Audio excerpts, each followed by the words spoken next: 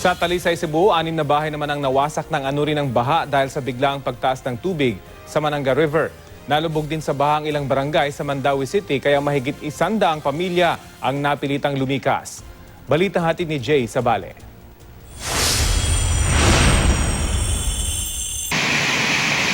Di inaasahan ng mahigit 100 pamilya sa Mandaue City nang biglang malubog ang kanilang mga bahay sa baha. Bunso nito ng pag-apa ng Batuanon River dulot ng walang patid na pag-ulan. Sa pagmamadaling lumikas, marami sa mga residente walang naisalbang gamit.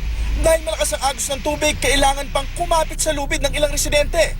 Tumulong na ang lokal na pamahalaan sa paglikas sa mga apektadong residente. Aabot sa 6 na bahay naman ang nawasak sa Talisay, Cebu.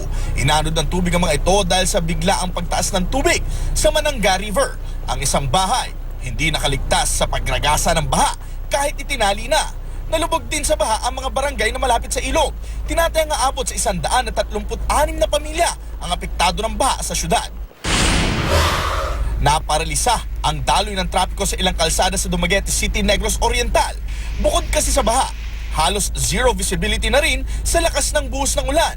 Nagdulot din ito ng hanggang tuhod na baha sa ilang barangay. Nagkalat naman ang mga kahoy mula sa mga nawasak na bahay. Namatay rin ang ilang alagang manok ng mga residente.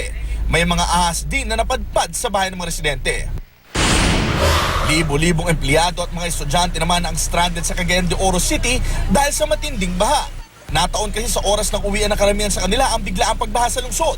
May naitala ring ilang landslide sa mga daan. Agad namang pinalikas sa mga residente na nakatira malapit sa mga ilog. Jay Sabale, GMA News.